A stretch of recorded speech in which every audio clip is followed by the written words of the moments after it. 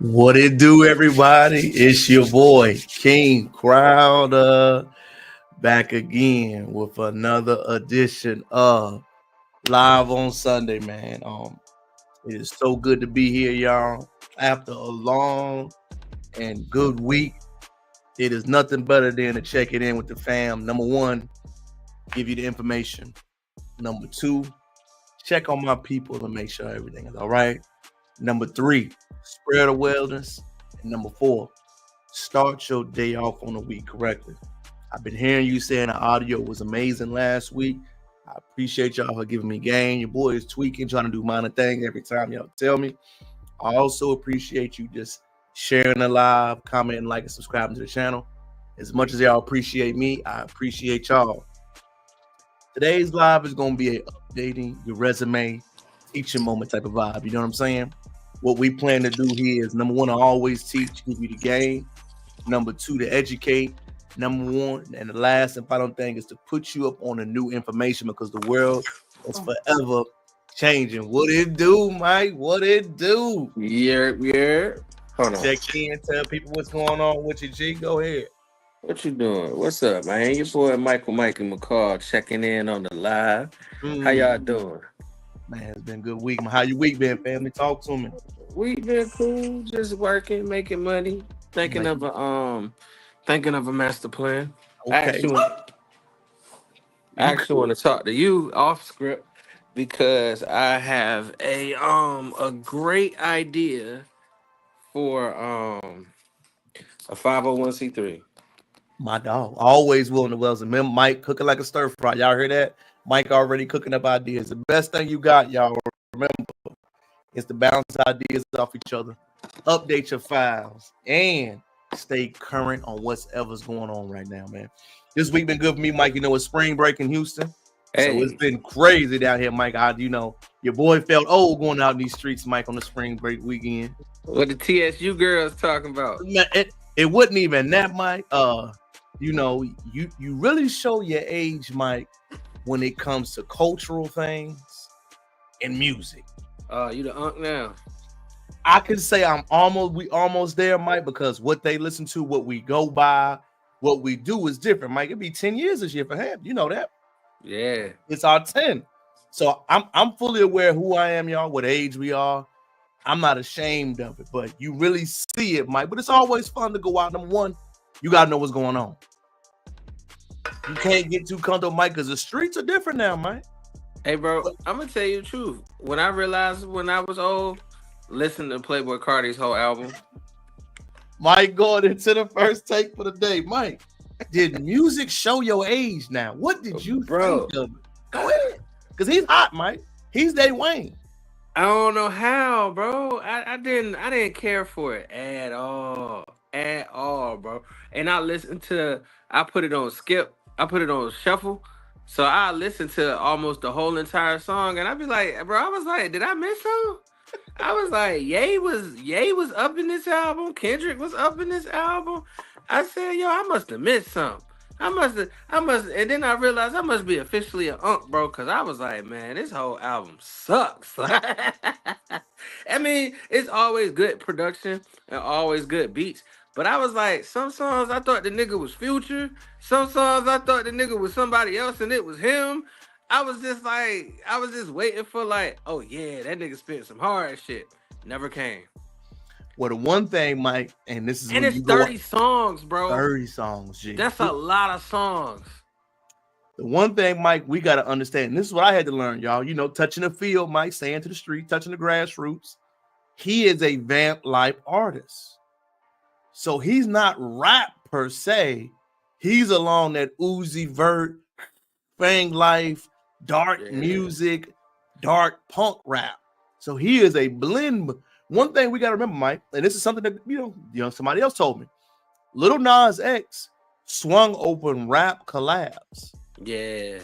So he was rap country until he went, you know, where he went. Yeah.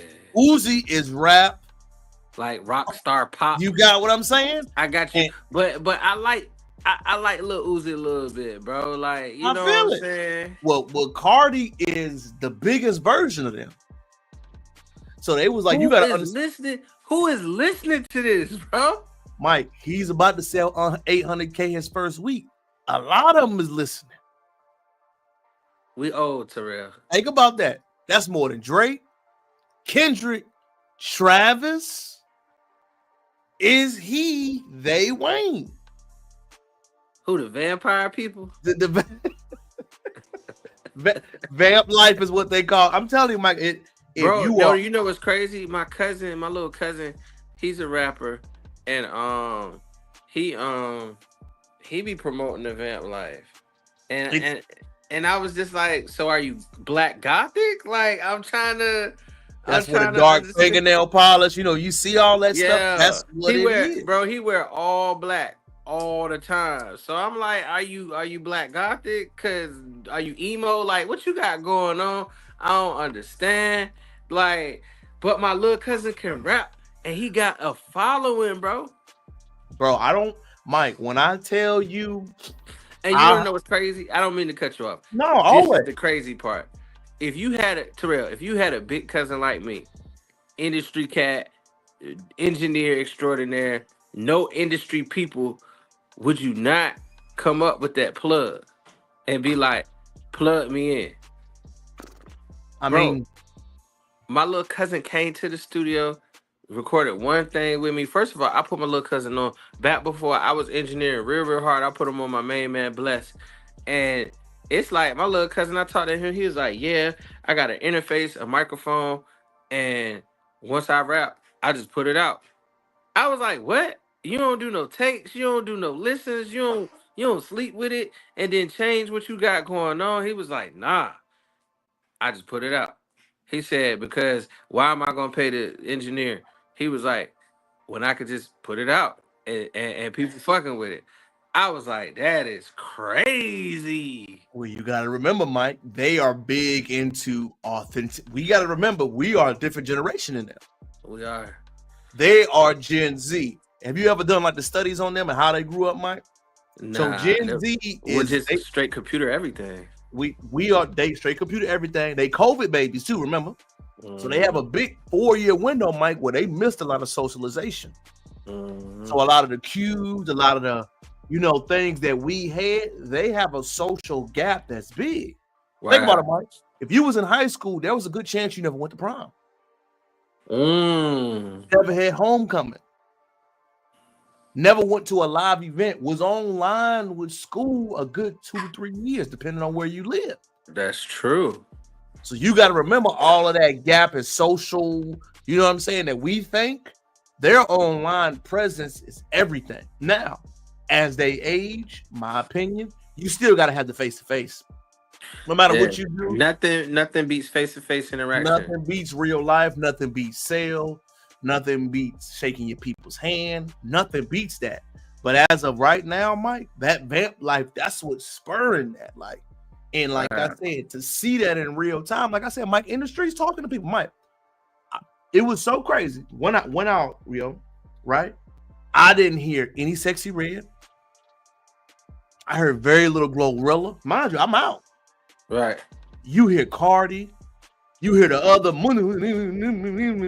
bro, Mike, it's just the music is different. Like you may hear 1 or 2 songs by people that were catchy, but man, the land I heard was Jello Ball. It's just like you can see it, Mike. Wow. Like I'm telling you, man. Like, hey, bro, I feel like we're gonna get left behind. No, because we staying updated. But I'm gonna tell you something. It's trash. It is. But I'm gonna tell you something else, Mike, that I saw a lot. That I think is going to catch wave in 2-3 years. The South Carolina wave of soul music is getting big. Where's your fans at?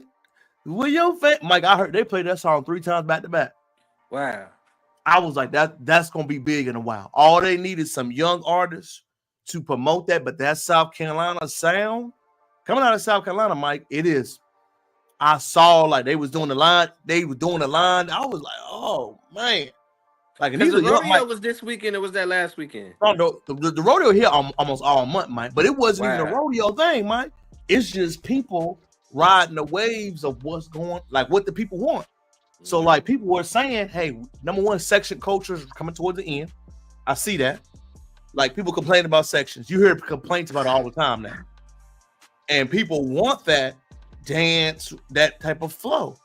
So it's like, you know what I'm saying, Mike? Like, the music dictates where everything is going to go. The vamp life is dark. Everything, you got to remove the lights. And that South Carolina thing, you have to have a dance floor. So I saw most of the section places, Mike, were not packed. It was the ones with the dance floors. It was the ones that you can move around with. Just my analysis, Mike. I really think we are going to see a shift because it starts with music. Right. You already see the shift in music and going on right now. Now on the back end, we are going to see a shift in how we go out and do things. Your take on it, fam? You in these streets too? I like it because, bro, I told you one year I spent my birthday party. It was a great birthday. It was with my cousins. We went out. We went to this spot out Portsmouth. It was a very nice club. We had 2 sections. But bro, like, I'm dancing, I'm having a good time. My cousin like, nah, man, you doing too much. Just chill, lay back. Bro, dudes won't talking to chicks. Chicks won't talking to dudes. Chicks got their own section with their homegirls and they got bottles. Dudes got their own section with their homegirls and got bottles. And we just looking at each other from across the way. Facts, And Mike. then you like, I feel like it almost is more intimidating because remember back in our day, people twerking, people having a good time, everybody just doing their own thing, and it would be more, women would be more approachable due to the fact that you could run up on her shorty, grab her arm, she get a look back test, and she twerk. Now, if ain't nobody twerking, ain't nobody dancing. Facts though. And then you go talk about and you trying to, hey, how you doing? Dog, is more so, hey, you gonna provide drinks for the section or what? Like what you want? It's and I think, yeah, no, you spitting right. You spit. It's all interchangeable, Mike. And this is a video, Mike, of what I was talking about. And mind you, this is about a city.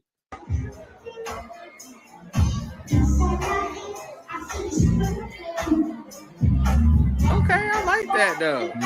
Like the vibe. I mean, it's there, Mike. I was shocked by it, bro.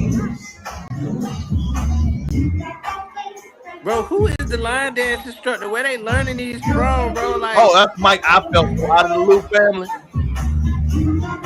I feel like the dude in the black, he the teacher, bro. You gotta follow him. You gotta follow him. Mike, I'm telling you, you see the vibe. Yeah, but we getting back to being social and getting back to dancing again. Cause I ain't gonna lie, bro. I don't want to put my best clothes on and just sit down and have my drink, maybe smoke my weed in the. Now I will say it's kind of nice. You can you smoke a blunt in the club. That's cool. But like, I just want to know, when did we become the era of being too cool? Well, I think, Mike, as we look back into it, it's the drill era. You got to remember, we was the Keith babies. We was the first wave of that, Mike. And Chief Keef came out, Mike. You got to remember, how big was Keith when he came out? Hard, bro. I don't like. Remember, he started that We Don't Dance No More. And remember, he was a YN. Keith was what, 15? Yeah. 16 when he really blew up. And we got to remember, Mike, he had, how many records Keith had when he came out? Hella records, bro. And he stopped the dancing wave, Mike. Remember, he had the Love No Thotty song. He started a whole, no, we gangster, we don't do that wave, and it spurred into the rest of that movement. But when Keith really, I want to say Keith took off 2013. Yeah. Was it 13 or 12 when he really blew up? I think it was a little bit of 12 and then more so 13. And remember, Mike, before him, Mike, everybody, there was no, Soulja Boy was younger. He was like the main younger artist. But name me another young artist at his age, Mike. They were all 20-somethings. Right. So Keith championed. I always tell people, Wayne was influential, Chief Keef was influential, and NBA YoungBoy have been influential in our generation, Mike. You know what I'm saying? Like And 2 of those artists from New Orleans. Mike, Mike, we gotta have a conversation about how influential Louisiana has been. Bro, Lil Wayne, first of all, Lil Wayne, look at all the rappers with face tats and dreads, bro. Man, yeah. Almost every rapper got face tats and dreads. It was not a thing before Wayne became big, and you spitting 100% facts on that one. Before Wayne really became big, we never, talked about that. But I will say, Mike, and this will go into our second video. The reason why that became big is that we got to talk about how much school integration really hit us in our lifetime, good and bad. I'm gonna let this brother who we love talk about school integration on one side, but then we're gonna flip it to the other side when we talk about music and hip-hop, man. Fair use to my dog, fair use. You know, our boy was cooking. Like, I had to show you this video. What are you getting out of putting I love this guy out in proximity to white people, especially at a young age? Because if we said if the goal of white supremacy is to erode the soul, what do you think's happening to your children when you subjugate them to ostracization and racism at such a young age? They're like formative years they're spent trying to assimilate with racist. Because if you think they ain't being called a nigger at school, you're out of your fucking mind. You subjecting your kids to racism at such a young age when it's not necessary because you think the education is better. And is it a better education, or do they just have better amenities? Just better amenities. And how is the education better if the whole educational system is based off of lies and propaganda? What are you expecting? A better education? No, you just think that ice is colder. That's what they think. Yeah. They think the closer you are to white people, the better you are, the more equal you'll be. But how the fuck you gonna be equal to people that deemed you 3/5 of a human? How? How does that work? Explain that math to me. Niggas turned you into a fraction of a person, and you standing in front of them whole, and you remove them completely from blackness. They don't have black neighbors. None of their teachers is black. Oh, you think your child at school causing trouble? No, they're being singled out because these people are fucking racist. You just put them in proximity, and I've heard all these different stories about people like having to being subjected to so much racism. That's going to traumatize your child for the rest of their life. So, for the only way for them to have a good experience is to go along. So they have to remove their dignity. They have to remove their pride because you're severely outnumbered. You can't fight everybody, and the more fights you get into, the more of a problem you are. When you're already seen as a problem to begin with. Now, I understand you're making a little money. You're making a little money, and you want your child to have a better education. It's just more resources. That's really what it is. You know, when we go to the poorer schools, they lack resources, they lack funding. Kids have a rougher at home life, so they come to school to express whatever frustration they can't express at home. But better? No, it's not better. I mean, this is America. What do you want them in you want them in a nice, clean classroom with a whole bunch of amenities so they could just learn the lies better? So they can learn the propaganda a little better? Because they ain't gonna have no goddamn opinion. And then they grow up and you put them around all these goddamn white people. You remove them from all the blackness, and then you expect them to have black excellence. That ain't how that works. No, it's not. It's not better. What you saying is white people are better. In a nutshell, it's not a better education. You just think that being around more white people makes you. Mike, take off on it, man. I know you. Go ahead. I couldn't say it better myself.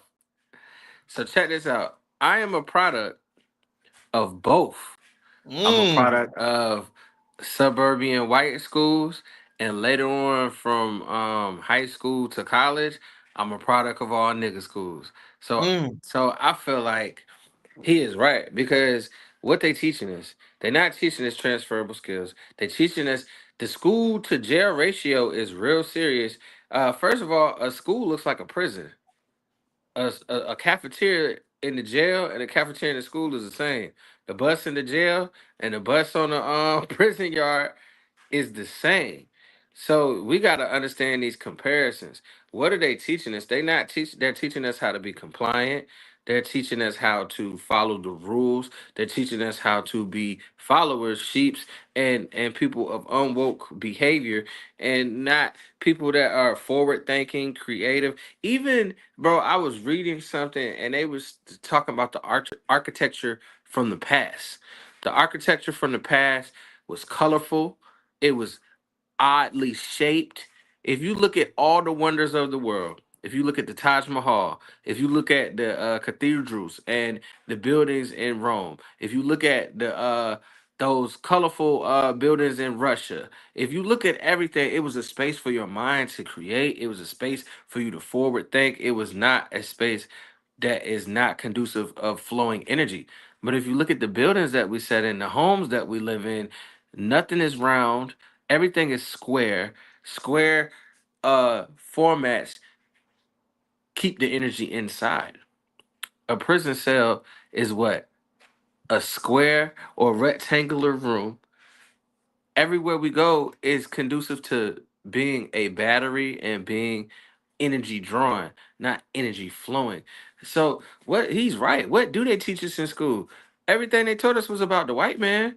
Everything they taught us was stuff that we don't use on a daily basis. When have you used pre-calculus or calculus or trigonometry or any of those things in the real world? What we need to be teaching is financial literacy. What we need to be teaching is entrepreneurship, having a business, having a trade, having creativity and craftsmanship. But what are we teaching? How to sit down for 8 hours and follow directions. What do you do when you go to work when you're adult? Sit down for 8 hours and follow direction.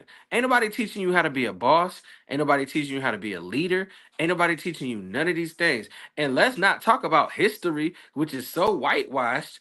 It's named his story for a reason because it's not our story, it's his story, and they are subjugating us to what they want us to know. We don't know about the Moors. We don't know that it was a black president before Barack Obama ever stepped into office. Matter of fact, there was 10 black presidents. We don't know that. Why don't we know that? Why don't we know before the Europeans learned how to bathe, the Moors taught them how to bathe? Why don't we know that before the Europeans lived in Europe, that the black Moor ran Spain, ran Portugal, ran all these countries? Why don't we know that? Why don't we know that Mansa Musa was the most wealthiest man on the history of the planet? To this day, we don't know that. Why don't we know that there are pyramids in America? Why don't we know that the Mississippi River is identical to the Nile River? Why don't we know these things? But they're gonna teach us about George Washington. Who gives a fuck? They're gonna teach us about Thomas Jefferson and all these people. Why they not teaching us about the slaves that built America? Why they not teaching us about all these inventions that we use to this day? The computer, the water gun, the calculator, air conditioner. Why are they not teaching us? Like, so I agree with what he said. Being brought up in a white society, my parents were very extremely upper middle class and then moved to wealth, moved to the higher epsilon, right? But my dad was from Southeast DC and my mom's from Norfolk. My mom has always been an educator. And why is white schools better? He said it right. They just have better amenities and programs for your child to learn. But what the fuck are we learning, bro? Me and you talk about this all the time. Even at higher education institutions, we didn't learn shit. We didn't learn anything at all. We not America the Great, but when you look at our educational standards, we don't compare to any of our counterparts around the world. Not in math, not in science, in laziness. If we're gonna get rid of the education program, teach us business, teach us financial literacy, teach every person how to balance a checkbook, invest. Why are you not teaching about insurance is the best way to get money? Why are you not teaching us that when you have a family, put your money into trust, get an LLC, don't own anything? Having debt is good. Having debt is not bad. If you have debt the right way, then you can maximize your income. Why are we not learning these things? Why did I have to learn these things at 30 something years old? Mm. Why my mama not able to teach me? Yeah, my mama told me we got an insurance plan on you for if anything happened to you, it creates you. Why is that not being taught that that's the first step of generational wealth? But you know who knows that? From the time that they come out the pussy, the white man. By the time they come out the womb, they already set up. Why am I not set up until I go to college? Man, let me get my dog Mike that great takeoff, Mike. That was beautiful. I'm gonna take it a different route, Mike. I think integration and what he said, Mike, it does so many lasting psychological effects. I was a product, Mike, of black schools only. Right. One thing I learned, Mike, is most brothers that went to integrated schools don't have confidence. They don't have an opinion. They don't mind standing on business. They don't talk to white folks crazy because I talk to white folks crazy, Mike. I don't care. Man, we don't give a fuck. But Mike, I didn't understand why they didn't do that. Because you're taught to simulate.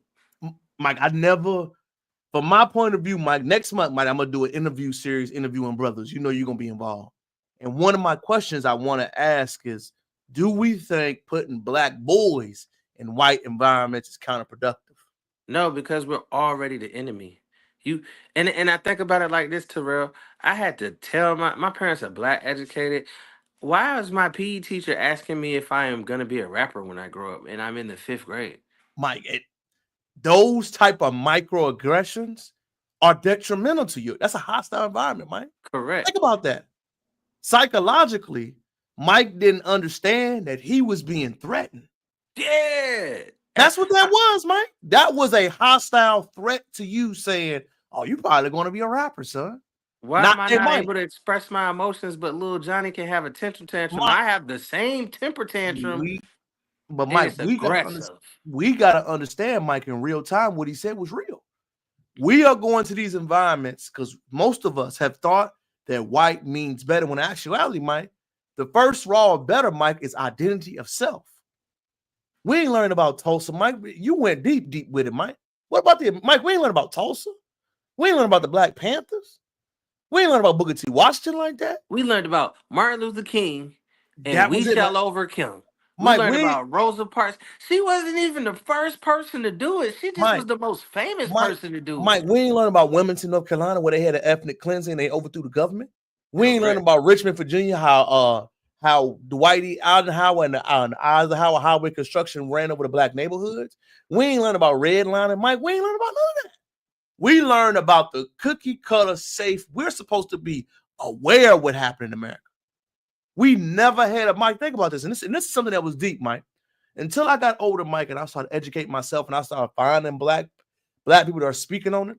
Name a time at Hampton's campus where we had a black speaker on campus.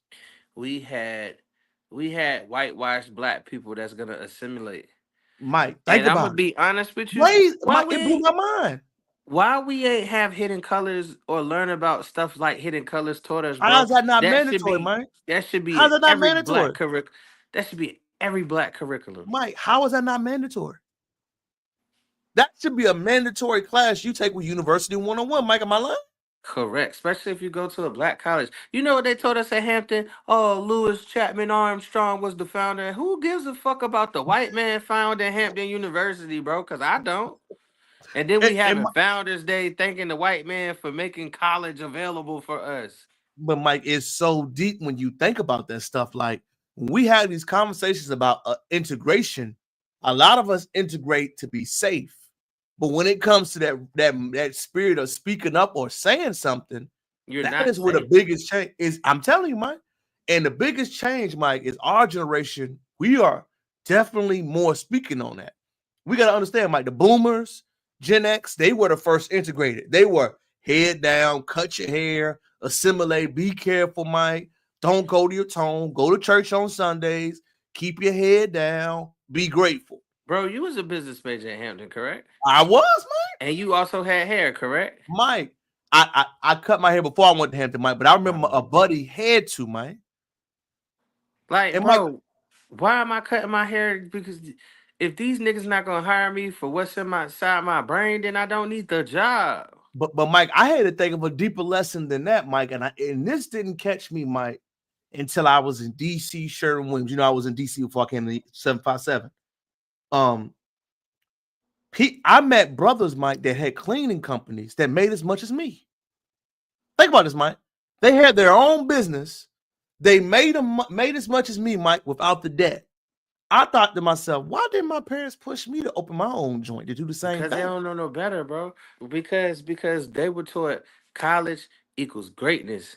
And I mean, in some factions it did back in the day, right? But Yeah, now we at a time where you don't even need college, bro. And I love my parents with my for whole sure. entire heart, For right? sure. But I'm gonna be honest with you. I fucked around for so many years in college, and I feel like the education that I gained in college is for what? Because I got $100,000 education from literally being in the studio with people that have been in the industry teaching me things that I could have paid for and I have could make a whole career out of, but I didn't do that to my later on years, bro. You know what I'm saying? Like I I could have know been what you're saying, fam. imagine, right, my parents had the right thought, like, oh, you need to go to college. Imagine if they was like, look, bro, you like engineering, you like doing this. All right, cool. We're gonna partner you up. And instead of paying the college instead of paying Hampton $150,000, we're gonna give this engineer who's been working with Atlantic Records $100,000 to teach you everything that person knows. And I We need to agree. start doing that. We need to start doing that in the black community. If your child is amazing at something, now I will say this, right? And this is part of the what I want to talk to you about. I might as well say it on air. Y'all heard Go it here ahead. first. It's my idea. So I was blessed enough to where I play instruments. My parents got me lessons, right?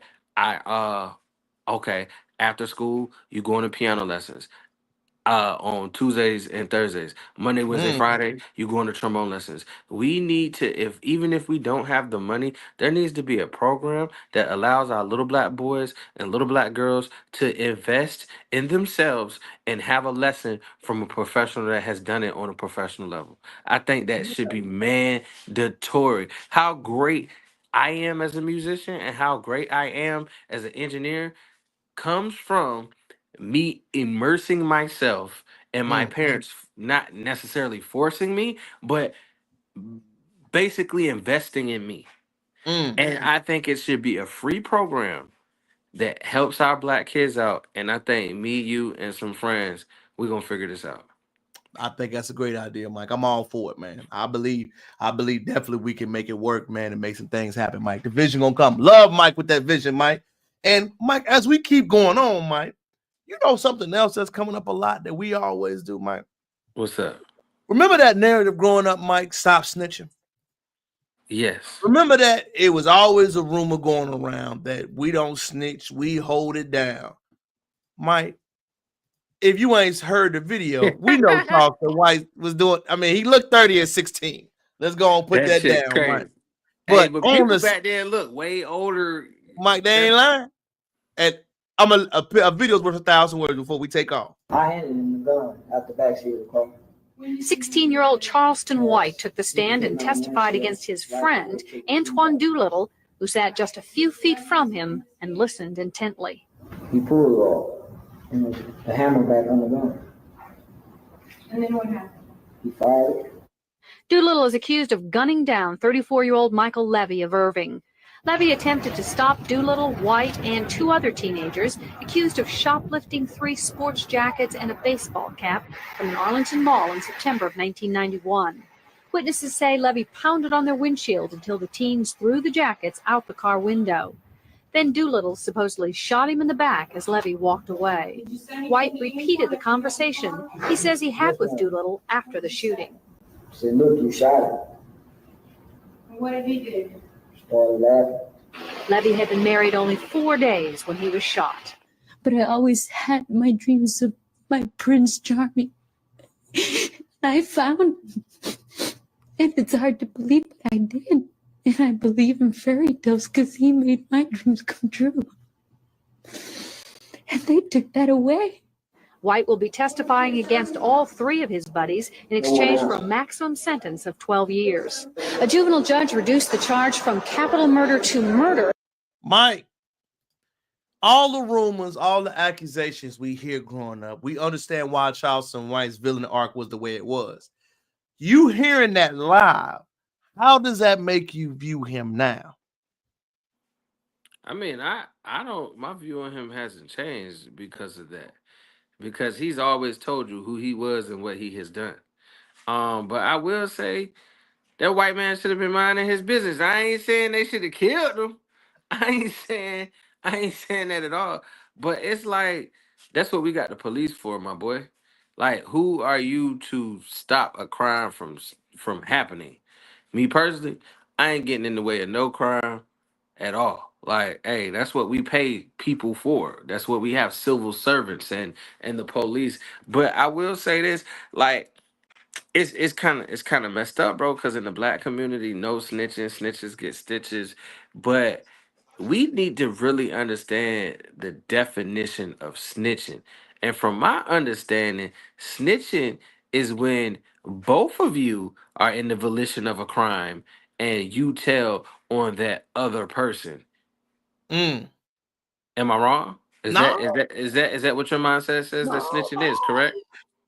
I think it has changed so much, Mike. I don't know what the hell you know what I'm saying? To me, it's just like it says this, and you hear that. Who knows what stops? I just know, Mike, it's always been a myth. And I'll say this: I got people in my own family that has done a lifetime bid on some. I wasn't like I'm gonna tell you the truth. My cousin, right? My cousin, he wasn't even involved in the crime. The crime happened, and they came and picked him up, and they went out and partied. And instead of him, of course, they're gonna say he was there, he was doing all this too. But instead of him knowing what happened and saying, "Hey, I wasn't a part of that. This is what happened. I wasn't there." Do you know this man took a 25-year bid?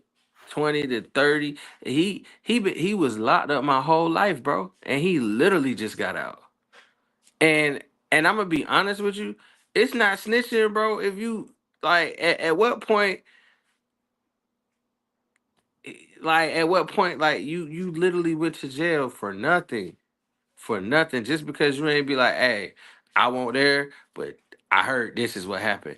Because at the end of the day, you saying you heard that is not snitching. Is not. That's just saying, hey, I heard that. They can't prove if it happened or not because you weren't there. You weren't involved. But how many people gonna lose their life in prison for a street code that if the shoe was on the other foot, the person telling on you, dog? Well, the one reason why I know it's all fake, the plugs stay giving them up.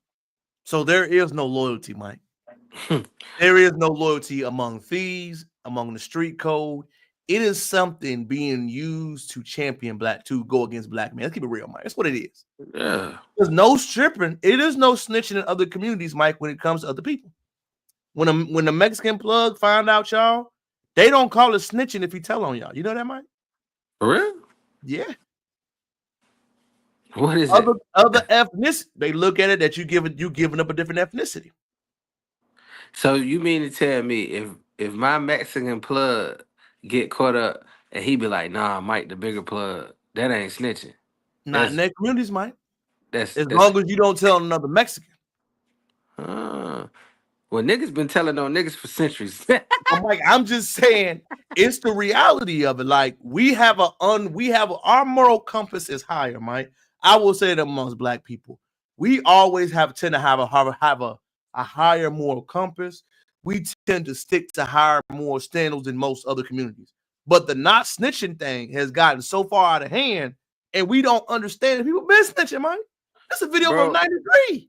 Bro, but it's almost like it's kind of hard because sometimes you don't even want to be in that situation because of the ramifications of what's gonna happen if you even admit that you know what happening. Like my mama always told me mind my business. Big fact, mama didn't lie to you. I asked this question, Mike. Can you be a 16-year-old snitch? That's another real question, Mike. Can you? And was he really snitching if he still had to go to jail, dog? Oh, I ain't even think about that part. He still did time. He still did time. He did 12 years. You right, Mike? He still did 12 years. All he said was, "Hey, he shot him and he left." But I don't know, bro, because I'm indoctrinated in the no snitching. So I don't know, bro. we all have heard it, Mike. And you know, there's nothing wrong. It's just, to me, we've heard it, Mike, but ain't nobody not ratting. Everybody ratting, Mike.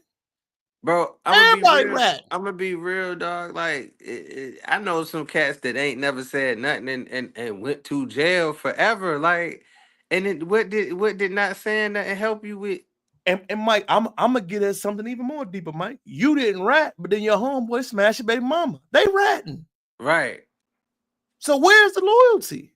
It ain't none. It ain't, like you said, there's no loyalty between thieves. Ain't no, Nate. If it's a thief, if you robbing, ain't no honor amongst that. You gotta understand, y'all on the streets. Ain't no loyalty in the streets behavior. It is what it is. Hey, but look, is it snitching if you're a civilian and you won't commit the crime at all? No time. I asked the question again, Mike. Can you be a 16-year-old snitch? Real talk. Think about it, Mike. 16-year-old Mike. Do you even understand the streets for real? A little bit, because I went to Booker T. A little bit, Mike, but do you really understand it? Do Nah. you really understand the ramifications of it? But at the end of the day, you're a child at 16. That's what I'm saying, Mike. That's why I always, to me, Mike, it doesn't make sense when we go into the cat ethics and the street side of it. And I remember, Mike, street family, hood brother, prison, everything. I know it. Street baby. But when I look back at it at 16, do you know the streets? But also, like, do you know yourself? It's almost like we putting like extra oomph on people, like in a situation that you know you will fold in. That if the shoe was turned, like, what you doing? Mike? You really going to jail for life, or you gonna Mike, let these people? They already folding. What you mean? Already folding, already. And the reason why I say it ain't no code to it, Mike. You know, I got a funny video for your boy. You know, Aaron the plumber, one of the most street guys we know, Mike. Him and Gates got into it over some coochie. I'm gonna let you hear it, Mike, and I want you to hear your take. Yo, why every week is something with this cat? Listen to your boy. I seen him talking to another bitch, and they went upstairs. And what? Stop jumping in front, dick. Stop jumping in front of my dick. You help me get this pussy. You don't hurt me from getting this pussy. Oh, bitch ass nigga. If you would have walked off, I'd have been like, I ain't never seen my partner this happy. Whatever you doing, sweetie, just keep it up. You know what I'm saying? He really fuck with you. You doing all these, you dicked out behind a hoe with kids. Mike. Gates sometimes crazy. But is he right, Mike? Where's the not snitching code amongst man and dirty Mackin, Mike? You trying to talk to a joint, Mike? Let's play it down. I slide behind you, say, Mike ain't shit. You know, that nigga got 4 baby mamas. Is that not snitching, Mike? That's 100%. That's going against the code, bro. What's the code, Mike? I mean, Mike, if we always say snitching not been there, Mike, if we always say it's been bad habits, how can we get upset about it? That's my whole point. Talk to me, baby. I'm gonna be real with you, T. I would never do no. It's not a lot of real niggas in the hood no more, bro. Like, it's not, bro. But real talk, it probably never been a lot of real niggas in the hood. Like, it's always backbiting and backstabbing.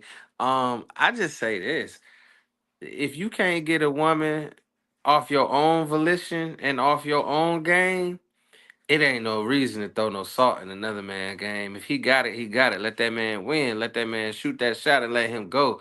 But to be like, hey, he got 4 baby mamas, he ain't no good, that shit whack and corny, bro.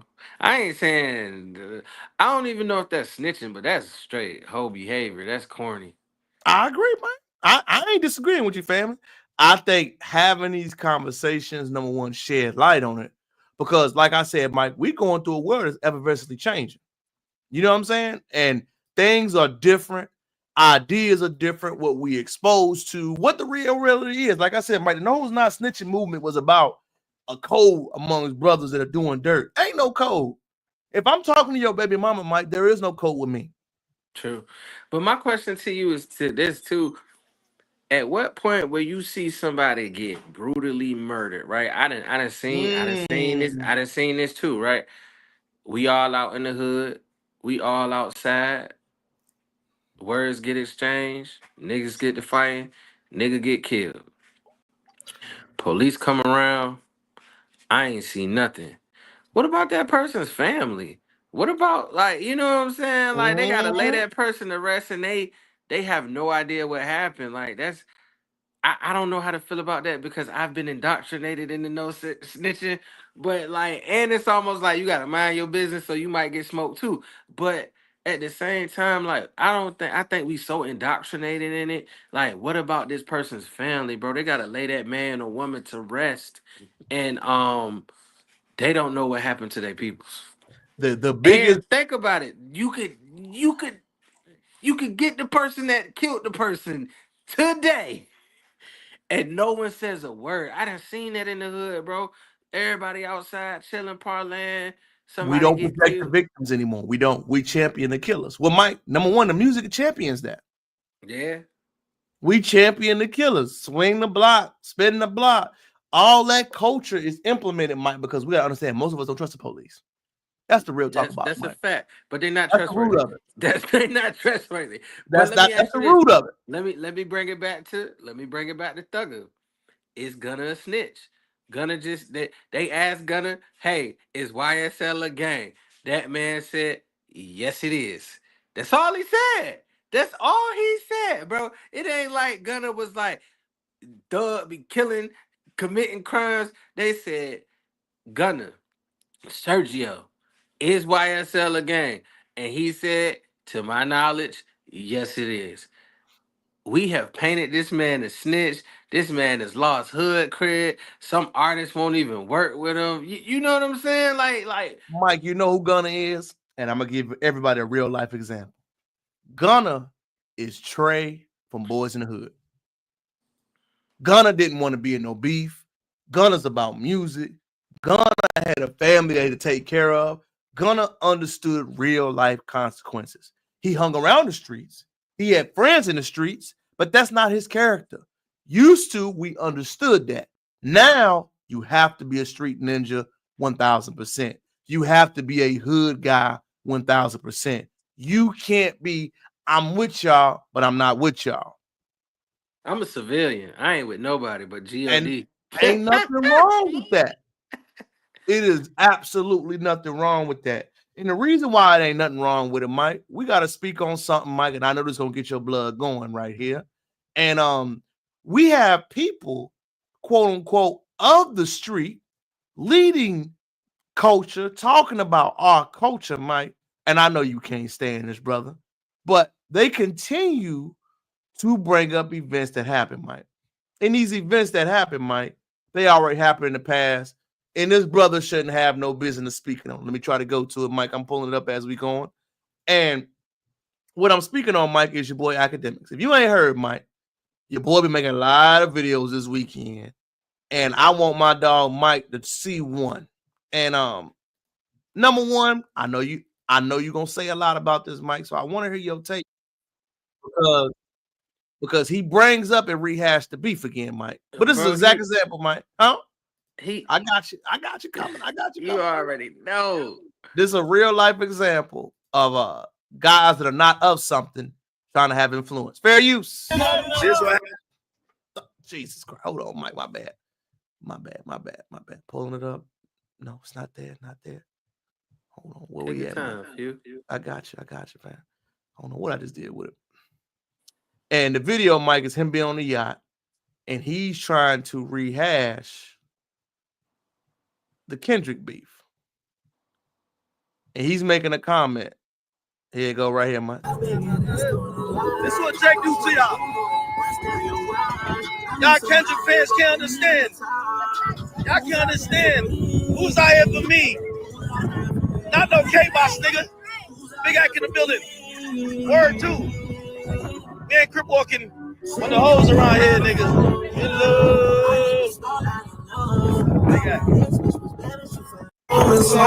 Mike, I know you hate that man. Bro, why is this man not banned from after what he did, after what we saw? Why is he not banned from posting? You grooming a young child sexually. Why are you still allowed to post on the internet? Why every time you post, somebody don't be like, yeah, bro, you a child pedophile. Get the fuck off the internet. Why are we not publicly shaming this nigga? And Who is out there still giving this nigga the street cred? But I say this: when you lose everything, Terrell, and you lose your endorsements, you lose your streams, you lose your Twitch family, you lose revenues of financials, right? Of course, you're gonna do attention grabbing and attention seeking things. You're gonna do anything you can. That Drake beef old. That why are you saying this? What Drake make us do, bro? Why are you not under the jail yet? Come on, New York? Come on, New York. Come on, New York. Why you ain't get popped yet? Well, my boy Mike spit facts. Hey, look, we in New York worried about the detective shaking her ass, but we ain't worried about academics talking to little kids reckless about sex. Come on, man. Come on, man. My boy Mike on fire. Who let him, bro? I feel like when he go online, it should be an alert that shut his shit off immediately. 100%. 100%. You doing pedophile behavior. I feel like your internet access is done. New York goes so hard. Why are people still allowing him to do what he do? Well, I guess he was in Miami doing what he doing. But and the thing is, Mike, we all know he paying for the cat. Come on, Mike. Them girls ain't with him. Come on, Mike. You not winning, dog. We know what they are in that video, Mike. Can't we tell? Yeah, they 403s, as the young people would say. Hey, but look, why are you dick riding Drake and Drake ain't never co-signed you? That is something I don't have an answer to.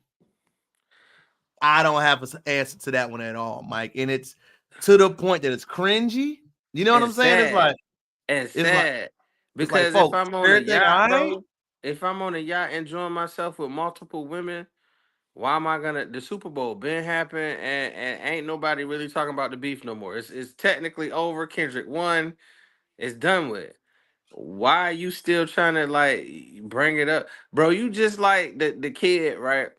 You remember in middle school or whatever school we was in, it was always that kid still talking about the fight that happened 6 months ago. Dog, you remember when Dominique punched Tevin in the face? Like, bro, why are we still talking about that? Big fat. No, and what you saying is facts, Mike. Everything you speaking on is facts. And I like Mike to speak on it. I know Mike is very passionate about it. To me, academics was a product of Mike. We on the internet, ain't no consequences. In real life, Mike, you get on there and say, Dot ain't this, Dot ain't that. You get punched in the mouth, Mike. When you on the internet and that's how you live and you don't get out and touch the soil, you don't know what's going on, you feel more comfortable. But what you got to understand is that you got women around you. You don't know their background. You don't know who they know, Mike. Right. You don't know if they drop your low. You don't know if they drop your pen. You don't know nothing. You feel real comfortable with people you have no idea about. He feeling real comfortable with people he don't even know, like you said. It's crazy to me. But like I said, whoever run the internet nowadays, I know Al Gore had something to do with it back in the day. All the people that run the internet, Elon, goddamn Mark Zuckerberg, anybody that is allowing this man to continue to speak after child pornography and pedophile behavior, I challenge you. I think it says a lot, Mike, that he's getting past those accusations. There's a lot more that we don't know behind the scenes, Mike, about Buddy, that we don't know that he can get past that type of stuff. And I'm gonna change the volume on that note, Mike. You know, as we've been talking about, this massive amount of change that's happened in Black America. I don't know if you full-fledged aware, Mike, that there is a delineation movement going on right now. The delineation movement is to focus on Black Americans, Mike, and our history and our focus because the check is coming, Mike. But, Mike, why are we talking about that and the money's coming? There are other ethnicities. It was one on Twitter today specifically, Mike, and I know you got family to talk about this, that are from the Dominican background. We need to embrace the I know Black American with pride. That's why we get joked on by Black Americans and they get extremely angry. We are Dominicans and we know this. We are different culture. We Dominicans and we have our own version of TikTok. I know Black and I'm proud, and we have different ways. Mike, what is up with certain Dominicans really thinking they are different from black people. I don't know, but I've said it before and I will say it again. My people from the Dominican Republic, I love you, but you're black. Most of y'all are Afro Latino. Most of y'all have darker skin complexions. Most of y'all look just like me. And for the ones that don't look like me, great. I just want you to know, I don't know if you knew, but you share an island with the Haitian people. Who were the Haitian people? They were also slaves in the transatlantic slave trade that got off just a little bit before you did. One stop before you did, on the other side of the island. So why don't you think that you're black when you were on the same slave ship deriving from Africa and you went to the other side? You was the second stop of that island. You're black. Your ancestry is African. It just okay. You're Spanish. You speak a different language, but your skin looks like mine. Black. One stop, two stops. He was the I'm second gonna go a stop. different. I'm gonna go a different route with you, Mike. Y'all not black. I'm gonna Okay. give y'all that. It's a spiritual thing with us. Mm. Spiritually, we don't have the identity to say that we are cleaving to be. Mike, we speak English. Mike, we ain't English. Right. Never in Mike's day in life have he ever said I'm English. Y'all speak Spanish. Do you really think Spain claims y'all? Just a yes or no question. Not at all. So why do you cleave to something that does not embrace you? Because it's easier to cleave to that because it's not hated. Ain't nobody running around hating on Spanish people. Everybody running around hating black folks. So I'm gonna be real with you. Even though I look Mike cooking. And it's a self-identity, it's a self-hatred. It's self-hatred. I look like that, but I ain't a part of that. You know what I'm saying? Like, nah, they doing niggas bad. I ain't no nigga. I'm Spanish. Yeah, I'm Poppy. Come on, my nigga. I think for me, Mike, I'm at to the point, Mike, with it that y'all not black. And that's black all the time. Not with And I'm gonna be real with you. Keep that energy. Cause when it's time to, oh, my Afro brother, you said you want black? Mike, I'm to that point where it's like, you're right, you're not. And anytime we have a conversation, hip hop, Mike, influence, legacy, making, podcast, many trailblazing things we do, we are going to emphasize that you're not. You want to hear something crazy? I was reading an article, Carlos Santana, the famous Latin guitarist. He was like, please stop calling it Spanish music. Please stop cleaving to Spanish music. Because if you knew the true history, it is African music and it derives from Africa. And we put our own little flavor and twang on it. He himself, a 100% Spanish influence, has paid the homage to what he knows and understands. I agree. And Mike, I think it's a lot of them that do tell the truth. But I believe culturally, we call out that foolishness. Remember when Fat Joe a few weeks back, Mike made his comments, and we had a problem with that? Mm-hmm. Where was the culture on the other side saying, no, Fat Joe was wrong? Fat Joe calling people broke N-words is wrong. When do we hear an outcry, Mike? You saying the N-word, Mike, to me is wrong. I saw a video today, Mike. Tekashi 6ix9ine said he coming back. First thing he started doing was saying the N-word. Why is he talking like that? Why does he get a pass, Mike? Correct. I'm serious, Mike. I always tell him, y'all, I can't listen to it when you talking. I don't know who thought it was cool. I don't know who thought it was impressive. I don't know who thinks it's funny, Mike. Because once we let stuff like that slide, Mike, we got to understand how deep it goes, Mike. And I always bring my dog the real facts and real information, Mike. I want to show you something, Mike, that happened this week. And it happened at a school in California. And we don't check stuff, Mike. You talking about with the middle schooler, the Asian boy beating up that black girl? Mike, that's a Hispanic boy. Listen. Oh, man, I was sick to my stomach. Because first of all, what a teacher. What a teacher, Mike? And Mike, what about the other kids saying, nigga, ain't nobody checking that? We gotta watch it. Video's always worth 1,000 words, Mike. Let's watch it. Listen. A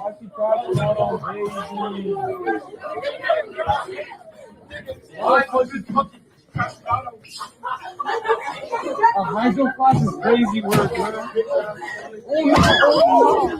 Oh no, baby. Oh, boy, guys, shut the fuck out, damn. Nigga, knock it out.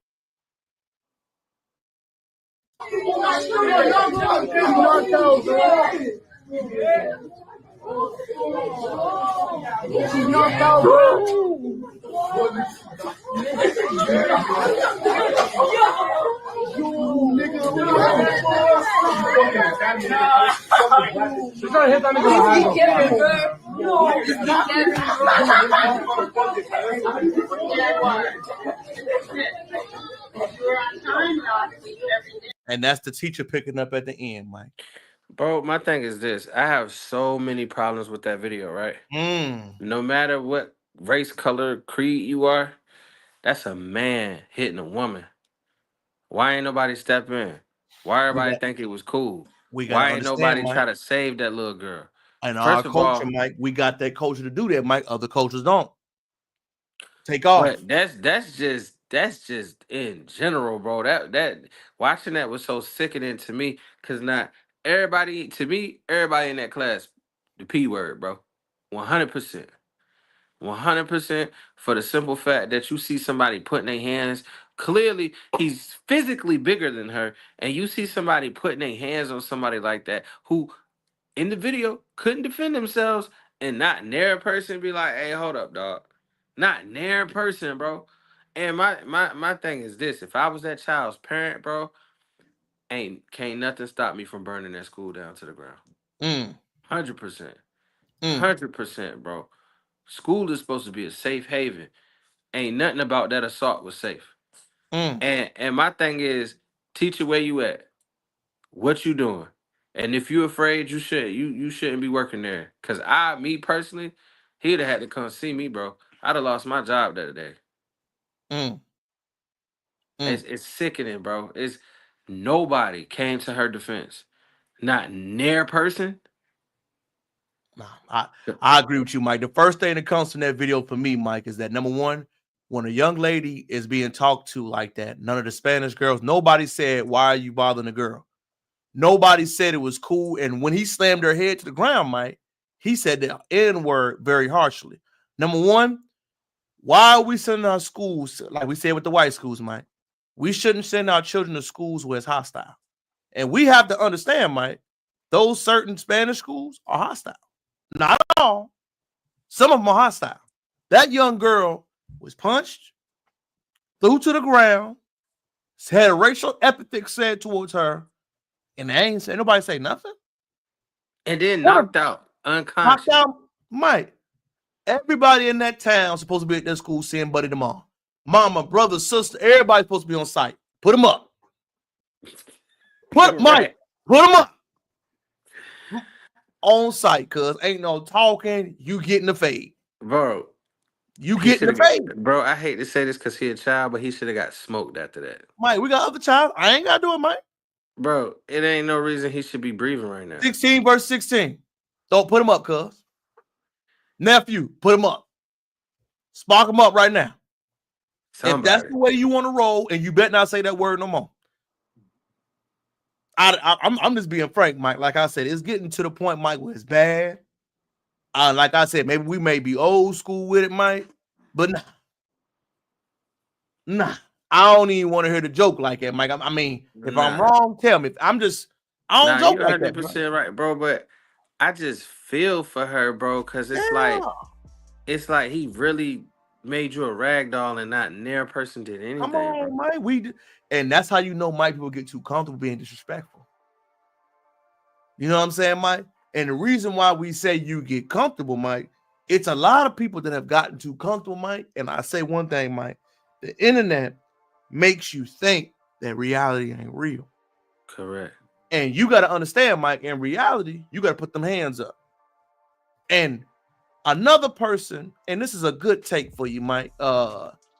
Are you familiar with this pod? I know my dog know the podcast anyway, but I call them crash outs, known as Fresh and Fit, Mike. We know they lame. I know, Mike. I know you about to go in. But what we got to understand, Mike, is that they get online and do the same thing, Mike. They ain't never been punched in the face. They ain't never been pressed. I didn't know. I know DDG because of the story with Holly Berry and his baby mama. Yeah. But Mike, he speaks into it heavily, how the crash out behavior is causing a split between them. Mike, I don't know if you heard. Stay tuned. That he do the podcast with. Matter of fact, I seen him on the way out yesterday. I'm like, what's up with your mans? And then he was like, I'm starting my own podcast. I don't even fuck with that nigga for real. Uh-oh, I'm snitching. I'm gossiping. Myron, your homie don't even fuck with you. You're a brand risk. You fucking his bag up. He told me this verbatim out his mouth. We was at the SLS Lux. I said the exact shit. He don't fuck with you, goofy. You're fucked the whole... Y'all niggas ain't been relevant in years. Y'all haven't been relevant in so long. Like, you're the reason. You're stopping him. Myron, you're ass. You're weak. And then you get online, you talk all this crazy shit, and you wonder why the fuck Fresh and Fit fell off. No one's going on your podcast no more. Your own mans don't fuck with you. The nigga sitting next to you, Myron, he don't fuck with you. He told me out his mouth. Ask him. I should have recorded him. Matter of fact, let me call my security, because I had my security right next to me. Yo, Cook. What's up, Mo? I got you on speaker. Bro, what that nigga from Fresh and Fit said when I asked him, what's up with your mans? He was like, oh, yeah, that man be tripping, man. I don't have nothing to do with him, man. Like, man, he be tripping, man. And he was like, you told him that nigga fucking up your face, fucking up your brand. And he was like, I know, man, I know. He's like, I started my own podcast. Yeah. I'm just letting Myra know his man don't fuck with him and shit. I'm on live and shit, but I'll let you get back to work. My bad. Yeah, his man don't fuck with him. He a bitch ass nigga anyway. Mike. What's up, bro? Did you hear about the downfall of your favorite podcast, Fresh and Fit, Mike? Number one, Mike. Money don't unlame you, Mike. Money definitely don't unlame you, because I know plenty of people with some money and they still lame. Either you got it or you don't. And ain't nothing worse than a man talking about dating Mike that you know they ain't never had women talking about women. Am I lying, fam? You can feel it on the man, y'all. Damn, you can feel it on the buddy. I get a little tired of the part. You fine, man. I'll let you slide after this one. And ain't nothing worse than a dude you know that way, Mike. As your final topic for the day, what do you feel about brothers that you know clearly ain't never have no women trying to give game? I just say live in your truth, bro. If you know you're a corny ball, be a corny ball. If you know you ain't had no women like that, and I said it, I think I said it at work. Like, if you ain't part of something and you haven't experienced that experience, it's no way you can give advice on the subjects at hand. Like, I say like this, right? Like, say Terrell, I got a kid, you don't, right? Some of the things I would go through with the kid, you can advise, but you cannot really give advice because you don't have no kid. You haven't experienced the things of having a kid. You get what I'm saying? You haven't experienced parenthood. You haven't experienced those situations that parenthood brings. So you could give a sympathetic or empathetic advice, but you really can't speak on what you don't know. Big facts. And I think too many people in the world are speaking on what they don't know and they're not living in their truths. No, big facts, Mike. I definitely think that was a bar you just said out, man. Love it, Mike. Tell the people where they can find you at. Give the last bit of remarks, man. Your word before I let you slide. Where McCall at? IG Mikey McCall on Facebook. And I'm sorry, y'all. I worked a long shift today. Hey, I'm gonna be back next week with the 2 hours. But look, listen to me, yo. We need to stop crashing out, because if you play stupid games, you're gonna win stupid prizes. Stop crashing out unless you're a crash out. Unless you got the hands and the ability to continue to do what you do, stop it. I think, and I say this always, we all got to get back to Christ. On a serious note, whatever it is that you follow, whatever it is that you pray to, we all are in the days and times that things are looking unsure. invite you to pray. I invite you to understand the word, and I invite you to read. Because you can't be of God and not in God. You can't be in God and not of God. You have to read that word, study that word, and apply that word. So I invite you to do all three. My dog Mike, man, enjoy your night, family. We'll catch you to the next weekend. Shout out to my boy Mike. Peace. But we'll keep it going, man. Keep a little bit of motion going, y'all, while Mike in there checked out. Man, the next subject I want us to make sure we hit hard this evening, y'all, as we keep going, is that there's a lot of things in America changing in real time that we don't see. In the next video I want to show you, before we go on to keep on our topics, y'all, share it live, is about a subject that happened in Ohio. Ohio had a Nazi parade, riot, whatever you want to call it, in the streets. The Nazi riot caused the people in the local city to protect themselves. How did they choose to protect themselves? They decided to protect themselves from crime, other events, and arm themselves as citizens. So I want you to see, again, how Black Americans are changing in real time. We discuss music. We discuss politics. We discuss identity. Now, this is security. Share the lie. Share the lie. Share the lie. These aren't police officers or soldiers. They're business owners, your fathers, your sons, daughters. These are civilians, members of the Lincoln Heights Safety and Watch Program. It's a duty. Okay, let's go. The duty, protecting their neighborhood, the majority Black village of Lincoln Heights, Ohio. After neo-Nazis held a rally here last month, carrying rifles, waving swastikas, and hurling racial slurs, just moments before children were let out of school. At the time, law enforcement officials said the neo-Nazis did not break any laws, but an investigation by county prosecutors is ongoing. Weeks later, the KKK came with these flyers.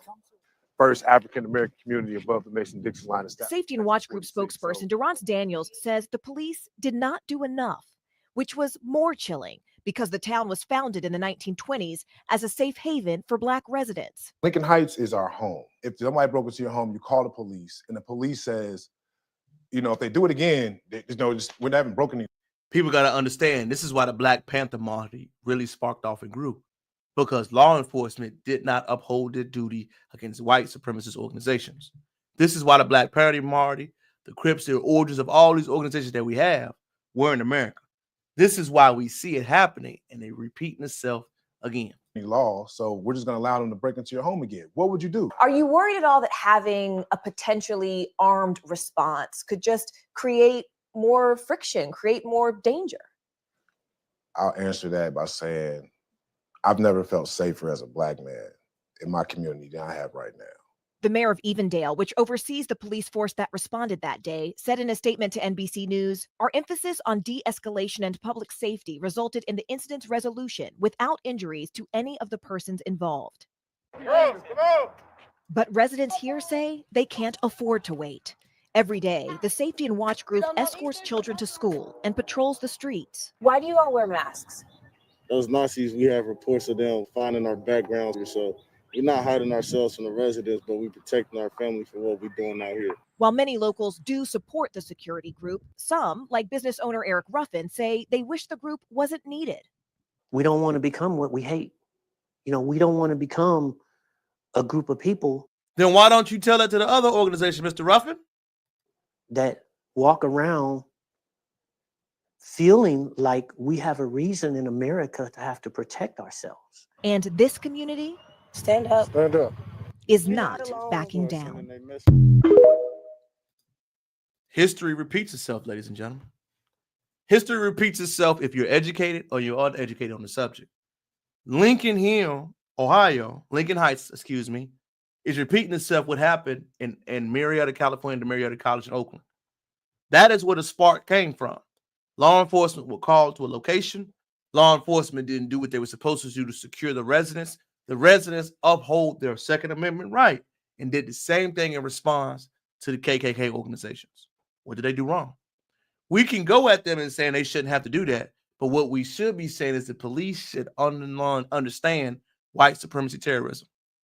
That's the fact of it. It works both ways. This community is responding in the same tactic that they were given. We don't want to see it escalate all the way. But every 60 or so years in America, we see the problems spur back up. They're spurring back up because the issue has not been solved. The issue of racism in America has not been eradicated. It hasn't. We kick it down the street. We talk about it briefly, but we have not fixed the root issue. The root issue is that we have a problem with racism in this country. We should be able to talk about race openly. We should be able to discuss it openly. That is why the innovation and the progress is not further ahead. We have remained stagnant the past 40 years. Think about it. What innovations have we made recently? Major. We have apps, we have technology, we have the entertainment side. But as far as innovation to make life better and move faster, what innovations have we made? We haven't made any. We are stuck stagnant in the way that we once were. Until we see a constant change in action, we're going to have the same effect come through. We see the racist organization coming about. We see how to respond to protect themselves. We see a violence that will uptick. Either they're going to be apprehended and full to the extent of the law, or they're going to continue to walk around freely without any actions after it. And the reason why this is such a big deal, y'all, remember how I talk about the subject for today, Black America's changing. We are starting to understand how the victims have never gotten protected. And this is an interesting show and take on the Joe Budden podcast this week. Joe Budden, awesome podcaster, awesome orator, changed his life around from hip hop to now podcasting. If you don't know his background, had a subject that I found so interesting. And the subject was, how can we dislike R. Kelly, but listen to King Von? We'll get it halfway through. Tell me what you think. King Von. Yes. That's crazy. What's the logic? That's insane. I'm trying to understand. Yeah, I don't understand either. Why I You will just listen to one told or the us other? don't be biased and pick what works. We're all hypocrites, Imani. Oh, you're right. That's true. Have I not said that? That is true. That is true. I own mine. That's the difference. People try to hide behind like, no. Well, answer Mel. Well, What's what the did difference? King Oh, Von. what did he do? Allegedly, Yeah. he killed a couple people. Nah, he did that shit. Allegedly. Allegedly. Yeah, my bad. I got to go to Chicago one day. He allegedly killed a couple people. No, they convicted him for some people when he was dead already. It's not maybe he talking about some alleged shit. What I'm talking about, they called the guy back. They shut the Case gap. closed. A couple of them. It wasn't no couple. Hey, a couple of them. Hey, the cases I'm talking about, smoking gun. Oh, he did that. They got like literally. Oh shit, yo! But what do you see as the difference? Murder and child Honestly, molestation. I'm gonna keep it a buck with y'all. I got a daughter. It hit different to me. Yeah. So That's killer- I hate to say it, brother. He killed women. You having a daughter and listening to King Von is worse. You're agreeing with somebody that killed multiple, was a serial killer. So life is more important than what you feel like was different with R. Kelly. Ace, you sound like a big hypocrite, dog. Really, whatever, what it was. but child molestation. That is honestly bad. Do that, yo. I I see what y'all been saying for mad long. I hate that, yo. Dog, I I'm hate telling it, you yo. that makes me look at certain shit differently. He do it a lot more than everybody They else. do it just for everything. Oh, I got a daughter. But he now. really, like, he nigga, really- if we talking about fucking Brussels sprouts, Yeah. they I get it, just though. do that shit. I apologize. He asked me a question and I answered it. Well, King. Who did he kill? Did he kill? The person with that mentality wouldn't have a person. No. I didn't mean it like that. That's not what, I didn't mean it. I didn't mean it in a Vlad way. My point was he said I got a daughter. I'm saying he killed somebody's daughter or son or brother or son. Oh, yes, okay. That's my point. Yeah. It's never that. Truthfully, it was just different. That hit closer to home. That's all. I get it. Just You have a did, daughter bro. that's close to That's home. it. I get that. Like I can't explain.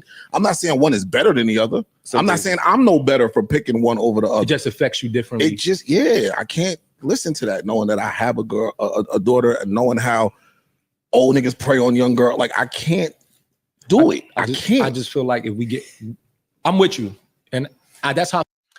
I'm not. He's showing that he picks and chooses. Both of them are wrong, bro. If you listen to King Von, but you say you can't listen to Kels, I can't listen to you. I can't because I know you pick and choose.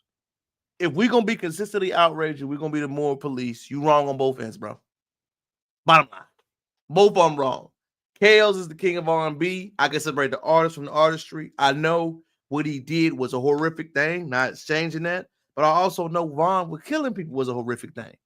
To act like they ain't connected and they're different is outright insane, fam. And I don't even know how to respond to that. I felt at first. I felt embarrassed when all this Did you just bumping R. Kelly in the car? Because I would hide it. Like I would lie. Like, and I talked to, I don't think she wanted me to blow up, but I spoke to somebody in my family. I was like, yo, is it okay to play this joint? And she's like, I'll be honest with you. I be feeling the same way. I don't want people to know it. But when I listen to the music, I don't associate any of that with the songs. Like it seems like you're ready. I don't hear his voice and be like traumatized or triggered. Like I'll never want to be in his company. I'll never want to go support his show. But when I hear the song, I don't hear the things that you guys hear. Like, look, I just hear a good song. And and another thing, I'm not like, I would never tell nobody, yo, you listening? You know how some people do, yo, you can't play that. You do what you want to do. I I try not don't to be care. judgmental about it. I've been in spots where R. Kelly comes on. The DJ just throw it on. I'm not up singing and vibing. But with you it, tap your feet a But little it's just noise at that point. I leave. Or Rock out, do what you got to do. I treat it like Finito when that used to come on. Like, and I don't care. Ice is such a fucking hypocrite, yo. I hate Ice. He is, man. And the worst thing about guys like that, y'all, is that you try to justify a dude being a mass murderer to R. Kelly. Both of them are wrong in horrendous. They both broke the law and did their crimes. But if you're going to be the moral police, bro, you can't pick and choose when you're going to be the moral police. I have daughters now. I mean, you still have the women. Are you married to their mama? Then what are we talking about? If you ain't married to their mama, if you ain't living that life, bro, who are you moral policing? That would have been my first reaction. Is you married to their mama? No, you ain't married to their mama? What we talking about then, fam? What we talking about? You lying? You ain't got no moral standing to talk. If moral standing means you got to live it through and through. I don't want to hear no ninja telling me he got moral standing and moral police after he's showing that he lying. You upset about R. Kelly, but you ain't understand about Von switching the block, shooting up, being a terror to O Block? Bruh. You are not somebody I want to listen to. I don't. And the reason why I treat hypocrites like that is because, number one, I know you're going to change and be fair with the fan. If you're going to be a hypocrite, be it all the way. But don't tell me I need to do something. And when it comes to your daughter, your kids is different. So it's okay when you do it. It's a problem when I do it.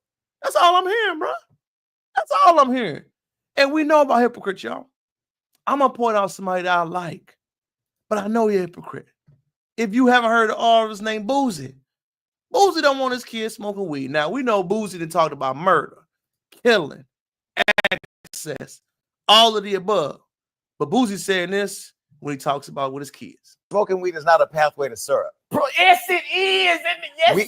Weed is to clear up glaucoma. I'm telling you, not in these kids. It is a high. Every time I see him, I drug test him. Really? Oh, hell yeah. But not for weed, though. Why? My son ain't finna be smoking no motherfucking weed at 15. Hold on, Boosie. You turning into me. Boosie. Oh, you me now. No. You not letting your kids smoke weed at 15?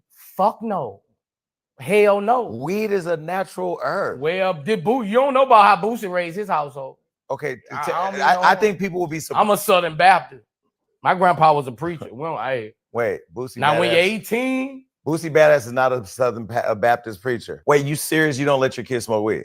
No, at 15? You Boosie, you was smoking weed at 15? I agree with Boosie, man. At 15, no, bro. It doesn't 14? matter. My father was gone. My father died when I was 14. Wait, Zach, So- hold on, Zach. I had excuses. Right. You have a mother and a father. Right. And the object to raise your children, you're not gonna be what I was. But and that's the first step. You smoke weed, then you go on sip serve, then you go get the ecstasy. Smoking weed is not. Then I'm gonna knock your ass. Smoking weed is not. Did Boosie lie? Did Boosie lie? I had my parents told smoke, do it all, y'all. I'm gonna say right now for my kids, no, you can't smoke. At 15, You can't be out late. I don't even know if I want to give them a car until they turn 18. Me and my lady had conversations about that all the time. I say all the time, y'all, what they need a car for? We got Uber Lyft, we got us. They don't need a vehicle. I don't think they need a cell phone until they get to high school. I let them grow up, man, and be young. Let them live their life.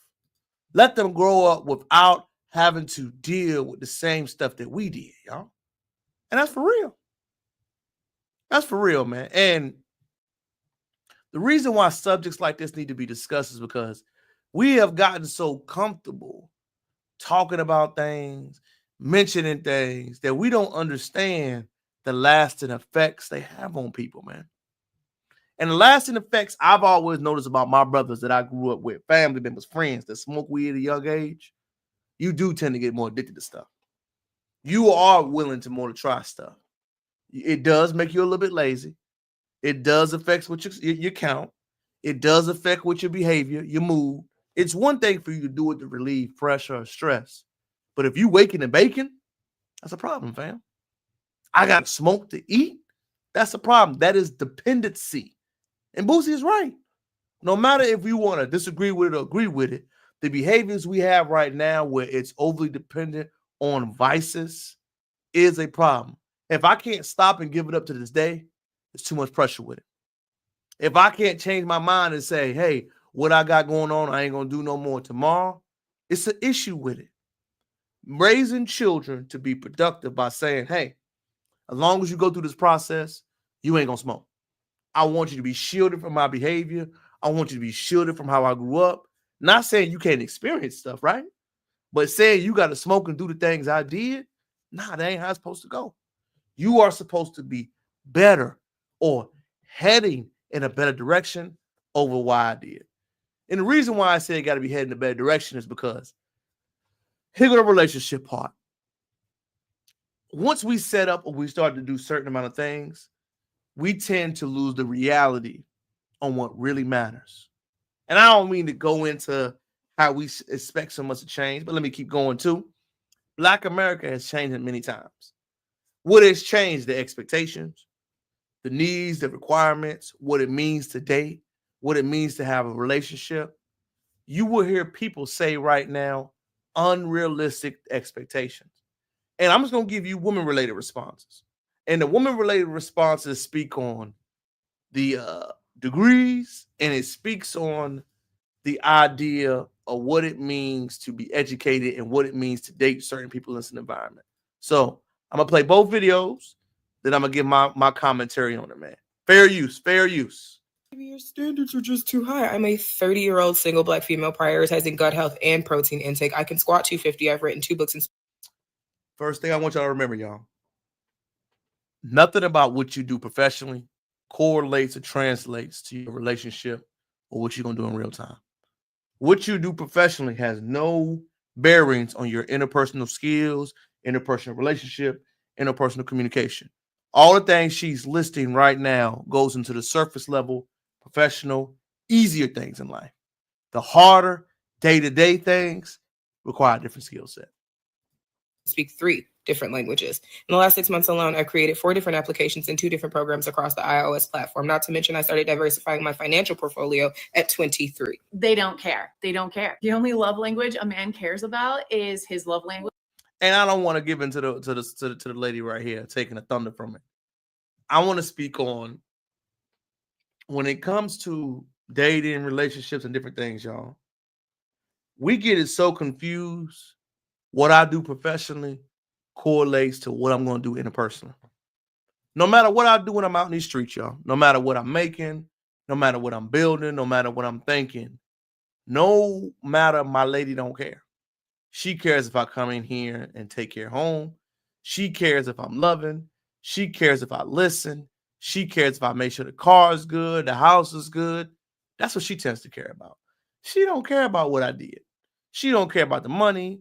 She don't care about the expertise. She don't care about my professional side. What she cares about is real. Were you responsible? Did you take out the trash and stack the dishes right? Did you fix the intermediate or small things day to day? In a relationship, it is the day to date things that set us apart. Not the big, gigantic goals, not the hitting the milestones. It is literally, did you follow up and text mom? It's that small.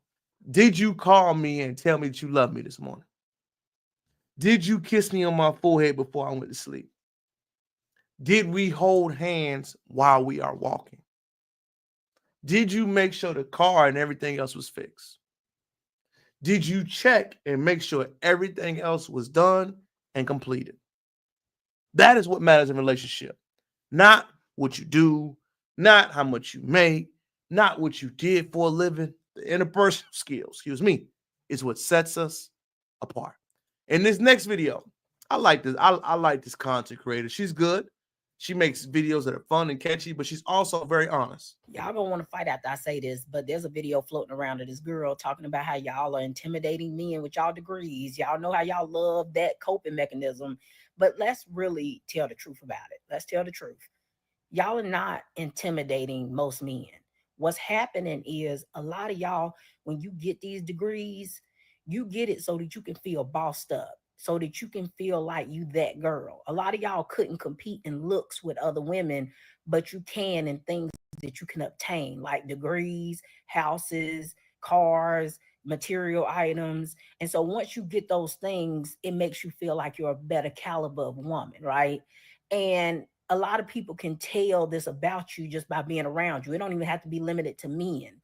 I done been around women who once they get them degrees and get the money, their attitude becomes very nasty. And they think that it's all about them because they got those degrees and because they have money. Then they start looking down on people, talking crazy to people, and they just develop this really nasty attitude. And men find that to be off-putting. Most people find it to be off-putting, right? But you think it's intimidation when it's really you're just nasty. You think that you're better than people because of what you've obtained, materialistic most of the time, right? You think you're better because you got a luxury car, because you live in a nice house. And you know what's real about that? When you meet people, and I'm going to tell you something I've noticed immediately, y'all. Whenever you greet someone, you don't look them in the eyes, tells me a lot. Whenever I meet or greet anybody, I don't care what your profession is. I don't care what you do for a living. I make great money, but that doesn't make me no better than somebody that's cleaning up for me. No matter what you do, it does not bear on who you are as a person. It doesn't. And the reason why I say that is because most of the people that don't make the most money are usually your most loyal or usually your most supportive. Most of the time, the hood brothers are the most loyal ones you're going to get. The guys that got money, never. I will never trust them to guard my life, guard my family, protect me. No, sir. I'm going to let her keep cooking. A penthouse because you got a bunch of designer and you got the mindset of how men maneuver when they get money. You think that that money is attractive to men. You think that the power that you have is attractive to men, but most men don't see it that way, right? So when you be out here, you trying to figure out, well, why these men don't want me? I got so much to offer. I got this. Yeah, that would be great if you were a man, right? And that would be attractive to women, but you're not. You're a woman. And so a lot of y'all, you so focused on obtaining all of this materialistic stuff that a lot of y'all end up being homely looking. You forget about the fact that you need to upkeep your looks. And so men are not physically attracted to you, but you somehow in your mind think that because you got so. I'm going to tell you something else that's kind of big. And I'll use myself as a great example. Live in Houston, right? Whenever I go out, you can feel the Boss Bay energy immediately. I'm going to tell you a telltale sign. Immediately, it's not a high, it's a, what do you do? It's like, you can feel it. It's almost like a put them up type of thing. You got to understand, this is something that I have a conversation with my lady, right? Other ethnicities of women will be in black spots now, right? And what they'll do is they'll lead with a compliment. Crazy, right? You will see other ethnicities of women see brothers. You know what they'll say? I like your haircut. Thank you. I like your beard. Once a brother says thank you or I appreciate it, Are you happy? Did you eat today? I'm talking about, they be thinking I be bull jiving when I be talking, y'all. They are literally hunting. You'll see them sitting around, the sisters looking good as they do. You don't see that interaction. It is flipped. Like they expect for you, which is, I get it. But the other interaction when most brothers talk about, that is what they're meaning. It's like literally, y'all, is I wish you could, I need to like record it on the GoPro so you could see it. Because it's really like almost astonishing in a way, right? But this all goes into the fact that it's not to bash you, it's to make you aware that we try to make too much of a hierarchy all the time. I'm not saying a hierarchy isn't needed, right?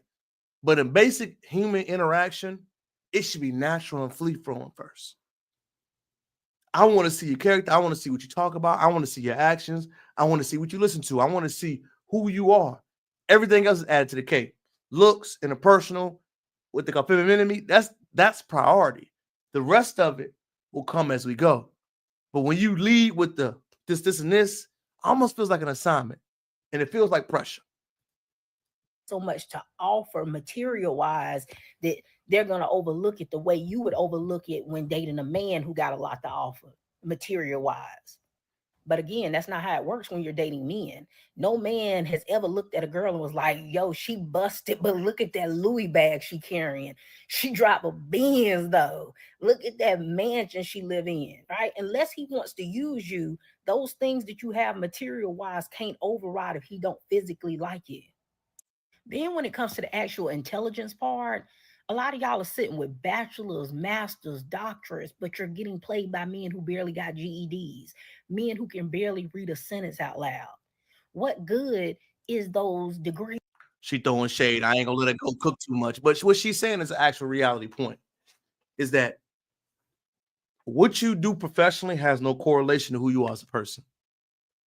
The reason why I emphasize that so much, man, I've met so many crazy women that you would think intellectually it would register in other parts of life, but intellectually only works in a professional setting.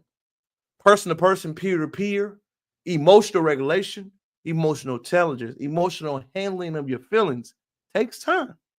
And when it doesn't take time and it's not worked upon, you see it coming out of the outspurts of your life. And I want to share a video of what it looks like when you don't learn how to work on your other sides of emotional regulations. I hate to show the toxic love story, but this is another educated person. But what we see real time is that not learning how to handle rejection, not learning how to handle when things don't go your way, you react and respond based off emotion. And this is a Charlotte love study that breaks it down.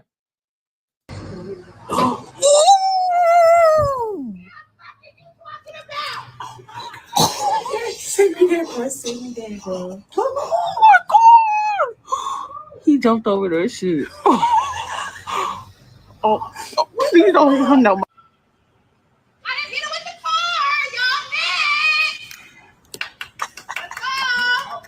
Oh my God. Oh! Oh shit.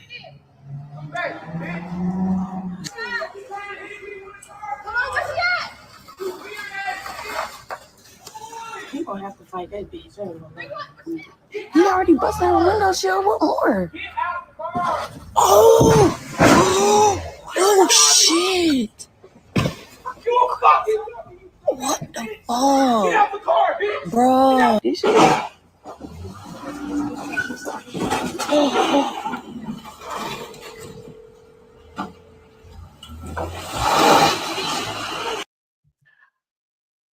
That was a lot, right? It was a lot because what you see right there is what happens when you don't learn how to emotionally regulate. Both of them were crazy, right? But a lot of times we think education, I got this, I got that, but not learning how to handle your other sides of your life, men and women, will be shown up. If you don't know how to conflict resolute, if you don't know how to handle your problems, if you don't know how to say no and walk away, if you don't know how to handle rejection, if you don't know how to talk through your problems, if you don't know how to say, I'm not feeling well and I'm feeling hurt, I need time to process it right now, they're going to come up in other ways. In that video, as harsh as it is to watch, we need reminding sessions. Reminding sections let you know that if something goes all the way left, how far left it can go. And I know it's scary. It's intimidating to go into that subject, but you got to touch the grass. You got to touch the soil. You got to smell the cheese. You got to be aware of what can happen in the worst case scenario. In the worst case scenario, fellas, you're going to jail. Ladies, you're going to jail. But when emotions run high, what you can do is mess your life up in real time. And the reason why I think these stories are so important, y'all, we got to understand when you're ambitious, when you have things going on, when you have ideas, when you manifest things, what you do will always stay with you. It will. And I like to bring stories, y'all, that happen currently that nobody's talking about, but is relevant. And like I said, today's topic is about how much Black America is changing. If you didn't know, during the height of the pandemic, that's when the financial gurus really came up. The financial gurus were the one that would tell you about get the Airbnb play, flip the real estate, flip the construction, yada, yada, yada. Now that that wave has died down due to money being limited, now we're seeing the effects of how diligent people are when it comes to money. I didn't know the story. My lady put me on the story. D put me on the story. But this story is about an influence of a lady that tried to do the same thing in real time. However, people caught up. And now that people are catching up, the consequences are becoming very severe. We'll watch it briefly because it is kind of a long video. But I want y'all to see what's happening when you try to scam or get over people. Women Shout out to predators. this content creator for breaking it down for me. She did a great job. Manifesting a Lamborghini is crazy work when you are not answering people's questions about where did that $100,000 go. Now, child, I done fell down a rabbit hole of Black Project 2025. Now, back in November, Anaya, who runs this ad agency called Media Buying Besties, and she started this project titled Black Project 2025. And it was supposed to be in stark contrast to what Project 2025. And she was doing the revision that we need to build back to Black Wall Street. We've seen this story happen. Now the female version is being more. If you don't know, look at Jay Morrison and other individuals that were predatory lending and doing things inside the community. Was getting ready to do in the White House. And in one of her initial videos, she had created this link where people could sign up. And at the time this was taken, about 4,700 members had signed up, which is pretty amazing. Now, after Anaya had got her project off the ground, her and somebody by the name of Alana Banks had organized this GoFundMe, which had raised about $103,000. So after that occurred, everybody knew that this project was getting ready to take off. Now, while organizing this project and getting the group members to sign up, they then launched their Discord server as well as a website. And on that website, these are all the job listings, roughly around 20 of them that they had open to help people start to initiate this Black Project 2025 project. Now, of course, all the roles were volunteer roles, which is totally fine because this is a new project getting off the ground. Now, at the time of launching those job listings, the Discord server, as well as organizing all the people who signed up, they also launched a LinkedIn. And to make it simple, y'all, and I'm going to keep going quick. I ain't going to play the whole thing. When you try to take advantage of people, you're trying to do something groundbreaking. And I love the idea of it. But when you do something groundbreaking, the number one thing you got to understand, y'all, you got to have foot and skin in the game. It's easy to say, I'm going to sell you this, I'm going to build this, I'm going to create this. But if you've never done it in real time, not saying that these can't happen, but the social media part gives you the influx, the wave, but the work and what it takes to start it needs more. That's what this influencer is going to keep talking about. And they only have 2 members listed as active employees for the Project 2025 project. Now, fast forward to January 20th of this year, and the organizer, Anaya, the one who began Black Project 2025, introduces something called KEN. It is our very own BP 2025 cryptocurrency that's going to not only Whenever I hear the Women word predators crypto, are I'm real. sorry. I shouldn't be mean. Crypto always means scam to Manifesting me. a Lamborghini is It this does. is something called KEN. it is our very own BP 2025. Women predators. Let me try to play it one more time. Manifesting a Lamborghini smoke. Ain't nobody asked for no cryptocurrency. And after she had launched the cryptocurrency, that's when people started to separate a little bit from Black Project 2025 because they were like, we thought we were doing community organizing in order to be able to get Black focused agendas basically into Washington. If you go to the NAACP's website, they talk about what Project 2025 is doing and the impacts it has on the Black community, specifically dismantling affirmative action and weakening discrimination laws and reduce the enforced power of Equal Opportunity Commission, or the EEOC, threatening to reverse gains made in employment equity and equal opportunity. Project 2025 also would include rolling back key environmental protections, reducing the enforcement of the environment regulation, and prioritizing of industrial and corporate interests over community health. And when you go to Black Project 2025's initiative or their mission statement, only thing that they actually discuss is, we're on a mission to drive economic unification, fuel development, and create a legacy through innovation and shared success. Which is really a stark contradiction of launching a cryptocurrency. Because when she first started discussing Black Project 2025, she made no mention of a cryptocurrency. She did talk about centralizing everybody's money in order to be able to build projects like grocery stores and hospitals and things of that nature. I want to go along and summarize it up because I already can tell where it's going. Unless you have a background in building, foundation, cultivator, doing something, whenever somebody talks about building something and they have no background in it, be skeptical. If you're going to tell me about building anything in grocery stores and you don't even know what the basic of construction is, I'm not giving you anything. No shade. But until you start that base and learn how to build up from it, it sounds good, but it takes time. Time, money, resources, labor, construction, contracts, all that needs to be developed. Until you do that on a mass scale and learn how to do it over and over and over, it will be very difficult to replicate that. It will be. And the best way to make sure these things get done or champion is you need people that already have that skilled trades towards that. Once you see the skilled trade being developed, then the rest of the innovation will be easier to see. And that is what we know what will take time for, excuse me, to build. And the reason why I wanted to bring that story up, y'all, I'm starting to notice the same thing long times, right? And the reason why this is important, a lot of us, when we hear stories, when we hear events, we don't understand how people respond to being outpriced out. So that story is about a lady getting scam money, right? Clearly, right? But now we know that the Gen Zs in colleges are responding to that price hike. They're responding to that price hike. If you don't know who Slutty Vegan is, Slutty Vegan is a restaurant that's a premium restaurant that is on Spelman's campus. The students on the campus have literally responded by saying, hey, we can't afford to be here. It's too high. We're going to avoid this restaurant out for a cheaper alternative.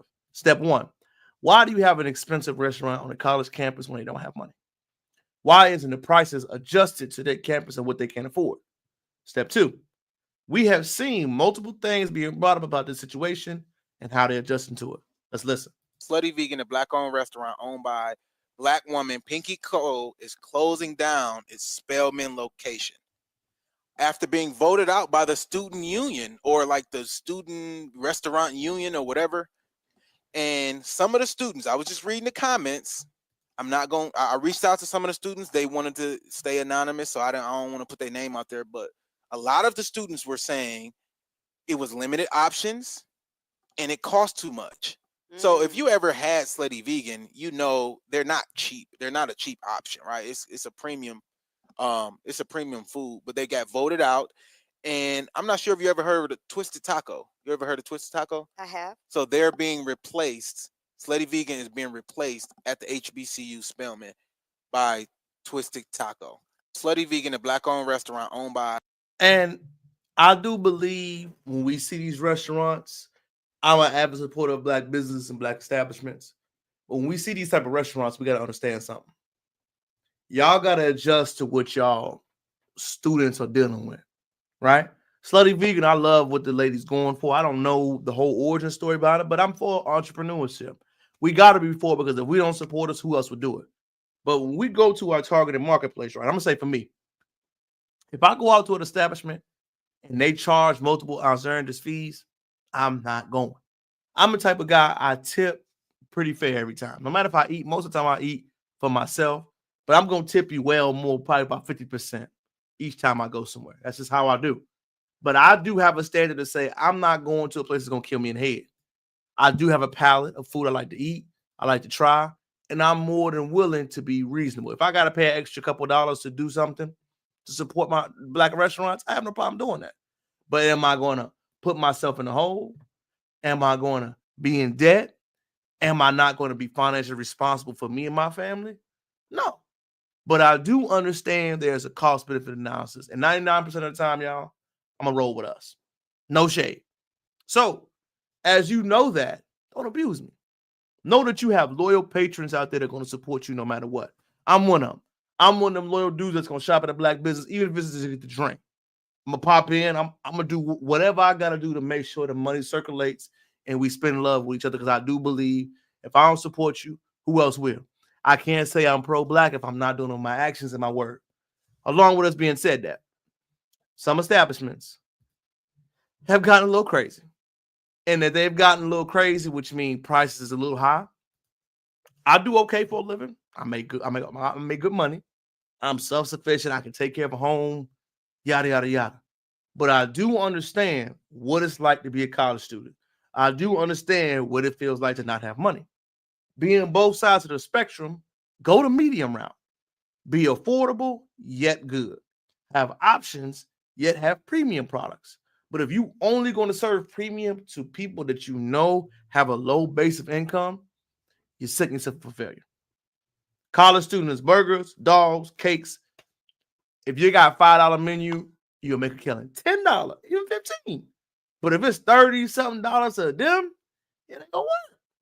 The business model is going to be broken. Doesn't mean it's a bad business. It means that you have to learn how to adjust through your growing pains. And what we've seen in real time is there has been growing pains. And there's nothing wrong with that. Growing pains are good. Growing pains are smart. Growing pains are wise. But with those wise growing pains, let us adjust accordingly, ladies and gentlemen. That's all I ask. So, on our last topic for this evening, I think this is something near and dear to my heart.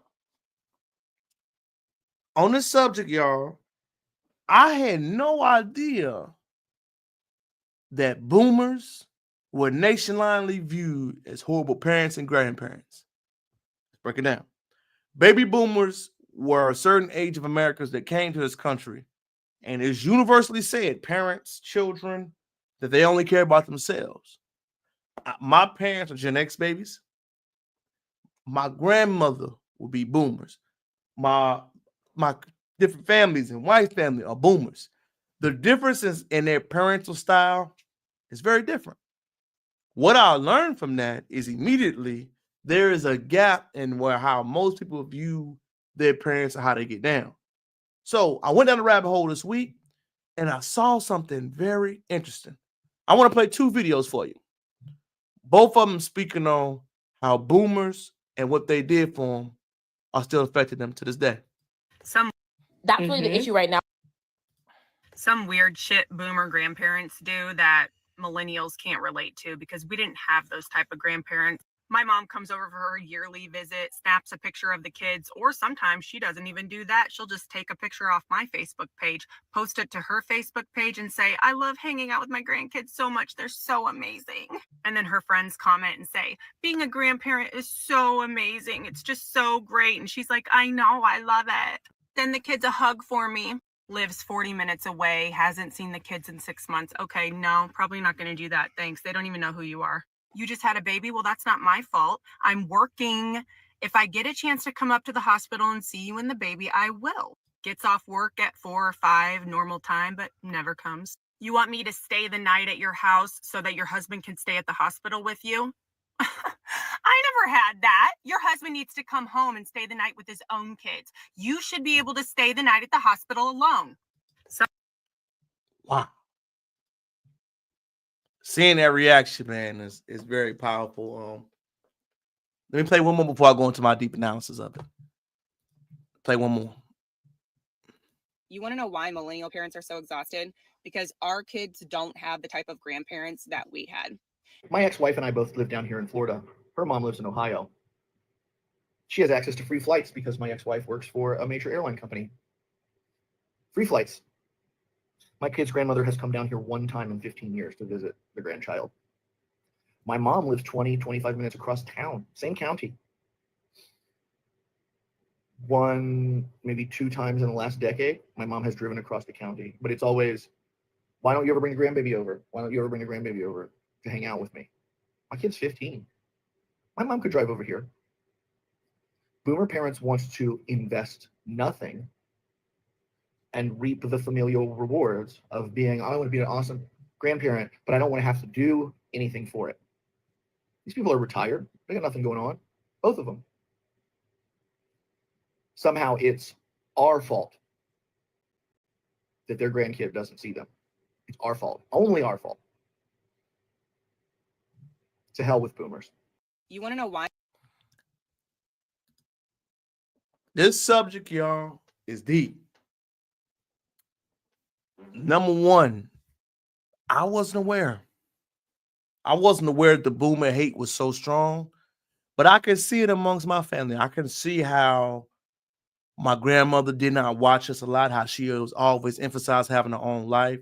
I can see why the family dynamic is the way it is in my personal family. I can see it, y'all. So it's not like I didn't know. It's just eye-open to see that we all have the same ideas and issues with it.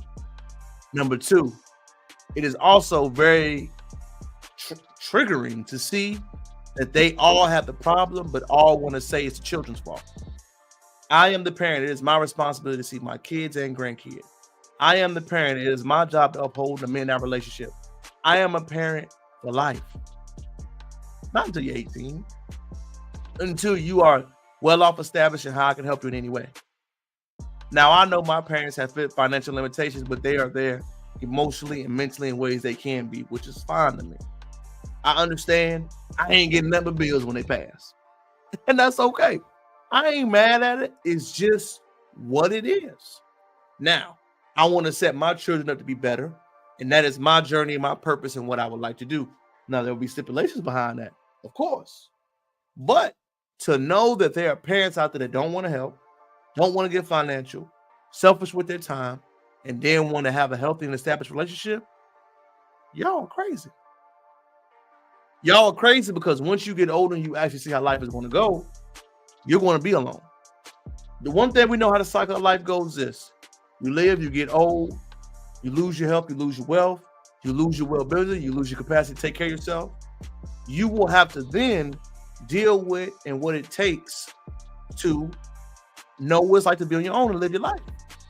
And the reason why that's such a big deal is because boomers are starting to hit that age of retirement, settling down. I wonder if they will get the same respect and admiration like we got. I wonder if, as they age, will compassion be there? Baby boomers have a lot to deal with. They have a lot to understand that the way you treat your kids and your parents before you, that is coming to give to you. Your bill will be due. You not want to raise your kids, your grandkids, your family, your closeness. Y'all are responsible for not the family legacy not being the way it is. Y'all are responsible for not having family reunions. Y'all are responsible for not having a family mended and built together. Now, we will redevelop it and cultivate it in the millennials. The baby boomers and other generation, y'all are responsible for not having that stuff. It falls on your feet. The elders, the neck of the woods, the laying down a tree stump. It falls on you. And the reason why we don't have it is your responsibility. It is. Hey, I know it's tough to say. I know it's not easy to have this conversation. I know some people feel like you're targeting them, etc. Yada, yada, yada. But who cares? Well, the reason why I brought this subject up today is that I wanted to bring up how many ways that Black America is changing. We have our own boomer crisis. In my family, we haven't had a family reunion in at least 5 years. I plan to change that. Maybe almost 7. I plan to change that, y'all. I understand that it's on my shoulders and I'm going to try to do something that's going to be enforceable to every side, not just one side. And I'm going to make sure it happens at least every 1 or 2, 3 years. We're going to organize it, friendly, fun, and we're going to make it meaningful. And the reason why I think this is important, y'all, because if we don't do it, who else will?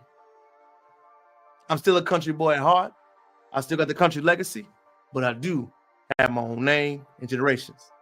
It's your boy, King Crowder, back again with another edition of Live on Sunday. I'm so good at checking in on my people.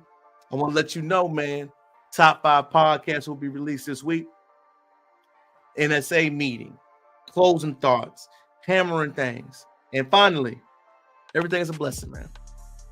So this day was kind of not going the way I wanted to, man. I had to fix some things, had to do an emergency call. But it always works out, man. It'll all work out.